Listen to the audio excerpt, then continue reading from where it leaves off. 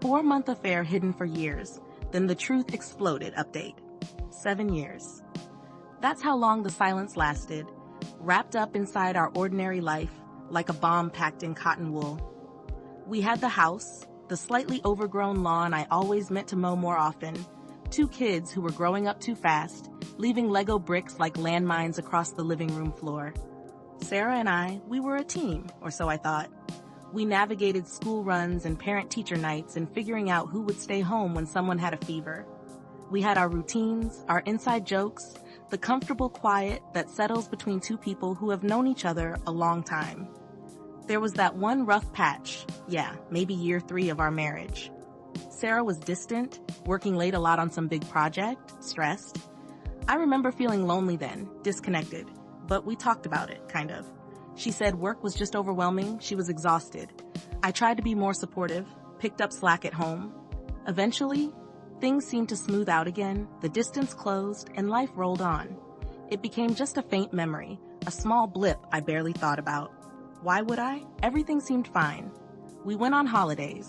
We celebrated anniversaries. We built a life. The explosion came on a Tuesday, a completely forgettable Tuesday until it wasn't. Sarah was trying to find some old tax documents, digging through boxes in the spare room closet, old laptops, photo albums thick with dust, baby clothes we couldn't bear to throw away. I was helping, pulling down a heavy box from the top shelf. An old laptop slipped out, one she hadn't used since way back then, probably around year 3 or 4.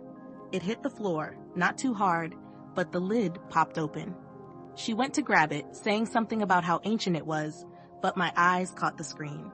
It had flickered on from the jolt, showing a login screen, but behind it, just for a second, I saw a glimpse of the desktop background. It wasn't our wedding picture or the kids. It was her, smiling, arm in arm with someone else, a man I didn't recognize, standing in front of a place I didn't know.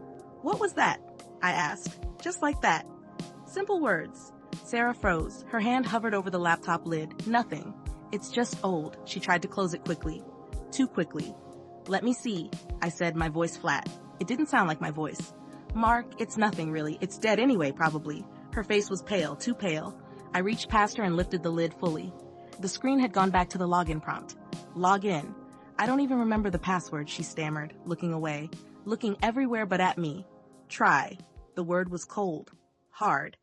She fiddled with the keys, her fingers shaking. Typed something. Wrong password. Typed again. Wrong password. "See, I told you." A weak little laugh escaped her lips. It sounded like breaking glass. "Give it here." I took the laptop. I remembered she used variations of our dog's name back then. I tried one. It worked. The desktop flared to life, and there it was. The picture. Her and him. Laughing. Intimate. My stomach plummeted. There was a folder on the desktop too, just called Us. My hand felt numb as I double-clicked it. Messages. Hundreds of them. Not emails, chats saved as documents. Spanning months. Details of meetings, hotel rooms, feelings, plans for a future that didn't include me. 4 months. Year 3. While I was home trying to keep things together, thinking she was just stressed about work. I didn't yell. I didn't scream. I just looked up at her. The silence stretched, thick and suffocating. Her eyes were wide with panic, tears starting to well up. "Mark?" she whispered. I can explain." "Explain what?" I finally managed. My throat felt raw. "Explain the 4 months you spent screwing this guy while I thought you were working late? Explain the lies? Explain why you kept this hidden for 7 years?" Each question landed like a physical blow. I could see her flinch. "I was gonna tell you," she sobbed, the dam finally breaking. So many times. But it was so long ago. I ended it. "I chose you, Mark. I chose our family. It didn't mean anything." Didn't mean anything? 4 months of detailed plans and secret meetings, and I love yous littered through the messages didn't mean anything? The room started to spin. I felt sick.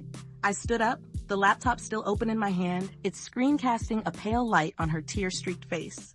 I turned and walked out of the room. I walked out of the house. I just needed air. I needed to breathe air that didn't feel contaminated by 7 years of lies.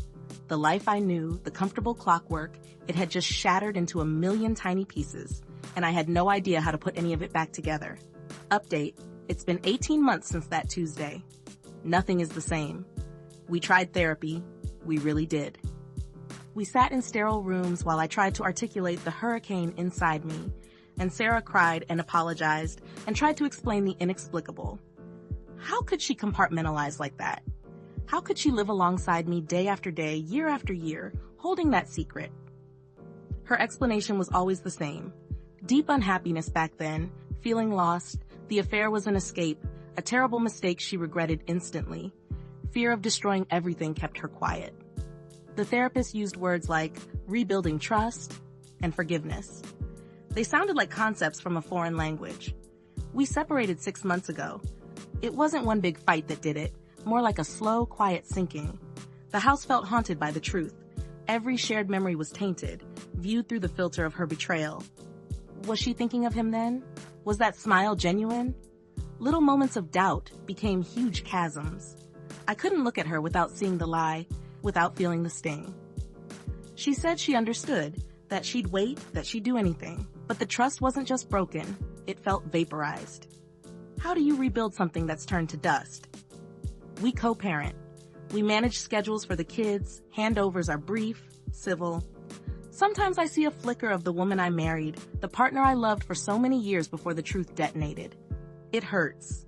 The kids know we're living apart. They ask questions we don't have easy answers for. We try to shield them, but they feel the tension, the sadness that hangs around us both. Some days are better than others. Some days I think maybe eventually we could find a new kind of footing, maybe even forgiveness down the line.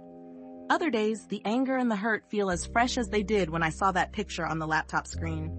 7 years is a long time to hide something. It embeds itself deep, grows roots. Ripping it out left a wound that isn't healing cleanly. I don't know what the future holds. I really don't. Right now, I'm just trying to get through each day. The bomb exploded, and we're still picking through the wreckage. There's no neat ending here, just this.